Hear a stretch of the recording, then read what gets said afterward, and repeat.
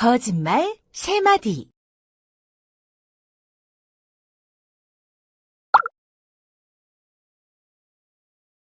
동화를 보면서 거짓말 듣기를 좋아하는 괴짜 영감님에게 어떤 일이 일어나는지 알아보자. 자, 이야기 속으로 들어가 볼까?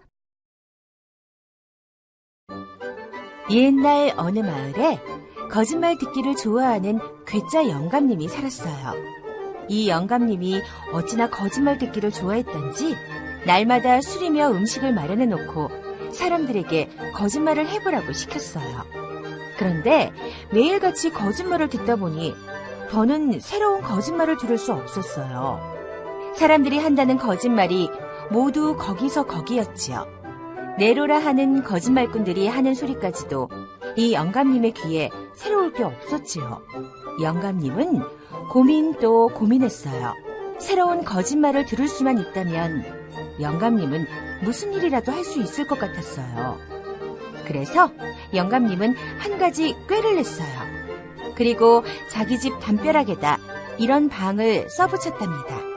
내 앞에서 거짓말 3마디를 하면 나의 외동딸을 주겠소.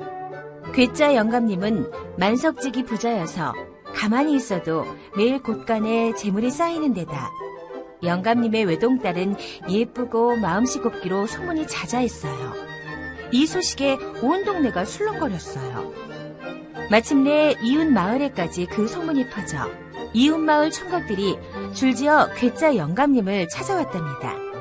마을 끝까지 쭉 늘어선 청명한 젊은이들은 영감님 앞에서 온갖 재미난 거짓말을 줄줄 늘어놓았어요.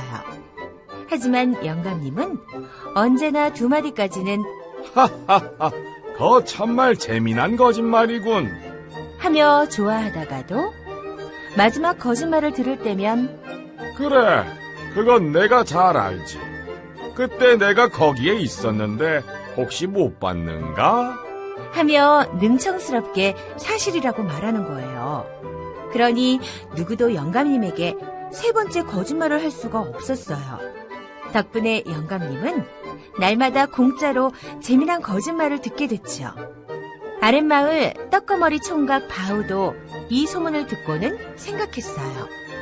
거짓말 3마디만 제대로 하면 저 부자 영감님의 사위가 될 수 있을 텐데. 그렇게 며칠을 고심한 끝에 기막힌 생각이 떠올랐어요. 옳거니, 그러면 되겠다. 그러고는 곧장 영감님 집으로 달려갔어요. 영감님이 거짓말 3마디를 하면 사위를 삼는다고 하셔서 왔습니다. 영감님은 기분 좋게 말했어요. 아, 그렇고 말고. 그럼 제가 거짓말 3마디를 해보겠습니다. 영감님은 또 우스운 거짓말을 듣겠구나 하는 생각에 신이 나서 말했어요. 어디 해보게. 바우가 첫 번째 거짓말을 했어요. 제가 조선팔도 방방곡곡을 돌아다녔는데 말입니다. 논산 어느 곳에 아주 높이 세워진 돌부처가 하나 있었습니다.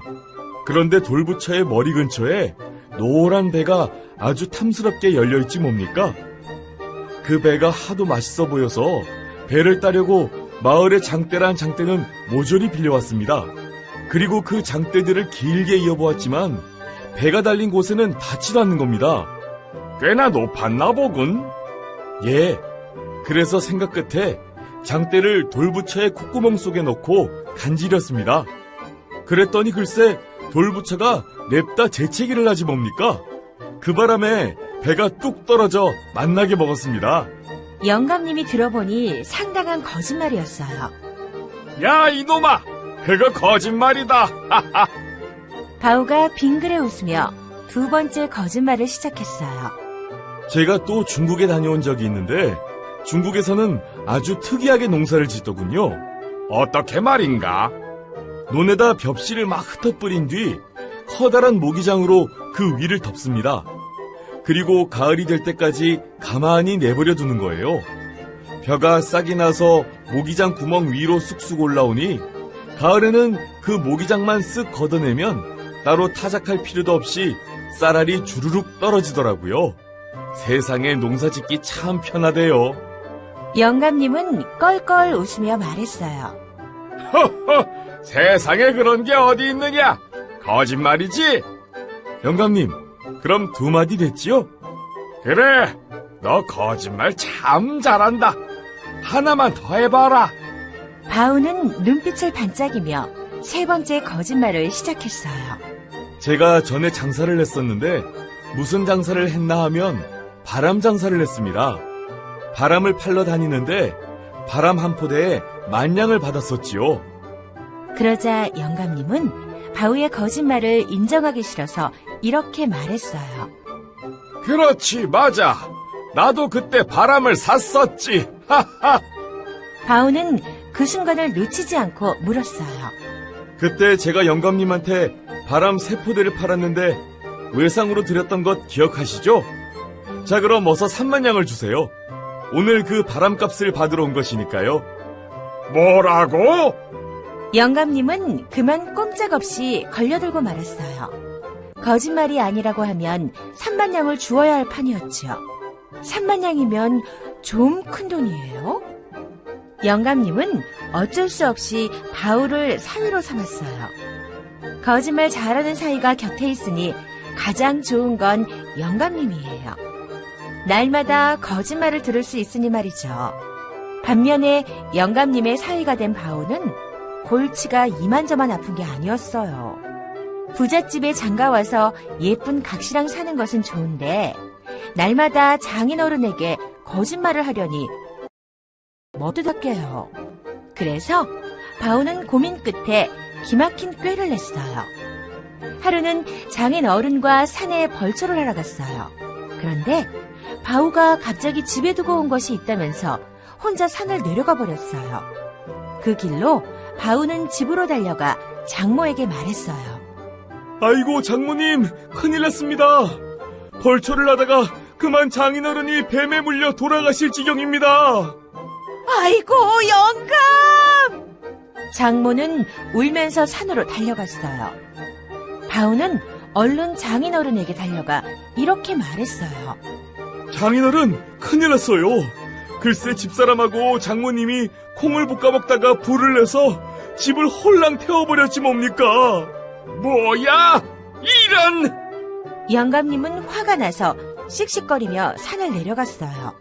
그러다 장모와 장인이 산 밑에서 딱 마주친 거예요. 아니, 영감. 뱀에 물렸다더니. 집에 불이 났다며? 2 사람은 어안이 벙벙해서 입을 떡 벌리고 있었어요. 그때 사위인 바우가 나타나 말했죠. 장인어른 좋아하시는 거짓말 한번 했습니다. 그러자 영감님이 어찌나 놀랐었는지 혀를 내두르며 이렇게 말했어요. 너 다시는 거짓말하지 말아라. 간 떨어질 뻔했다. 네, 장인어른. 이제는 하라고 하셔도 안 할 겁니다. 거짓말 좋아하는 괴짜 영감의 사위가 된 바우는 그렇게 해서 거짓말 듣기 좋아하는 장인의 버릇을 싹 고쳐놓았답니다. 그리고 예쁜 각시와 아들과 딸을 2씩 낳고 재미나게 살았대요.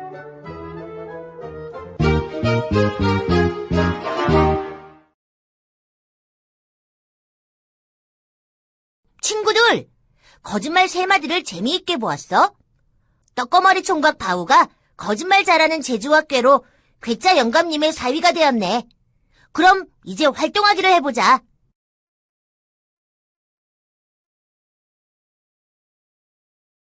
선생님께서 불러주시는 낱말의 뜻을 듣고 그 낱말이 들어있는 열기구를 누르세요. 괴상한 짓을 잘하는 사람을 뜻해요. 괴짜. 다른 자식 없이 단 하나뿐인 딸을 뜻해요. 외동딸. 대나무와 나무로 다듬어 만든 긴 막대기를 말해요. 장대.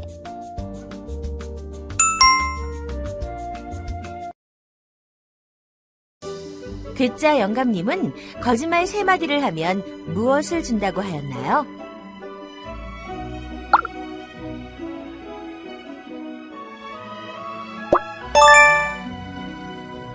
괴짜 영감님은 바우의 마지막 거짓말을 인정하지 않으면 무엇을 주어야 할 처지가 되었나요?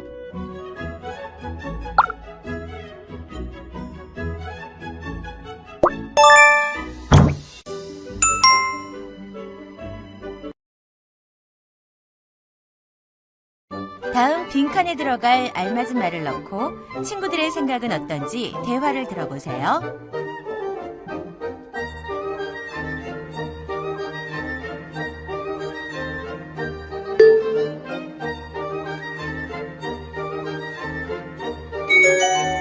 바우는 거짓말을 지혜롭게 이용해서 거짓말 듣기 좋아하는 장인의 버릇을 고쳤어.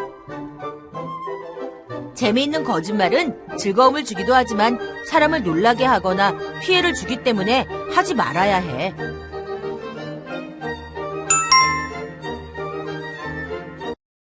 동화를 보고 난 후에 자신의 느낌이나 생각을 정리하여 말로 표현해 보세요.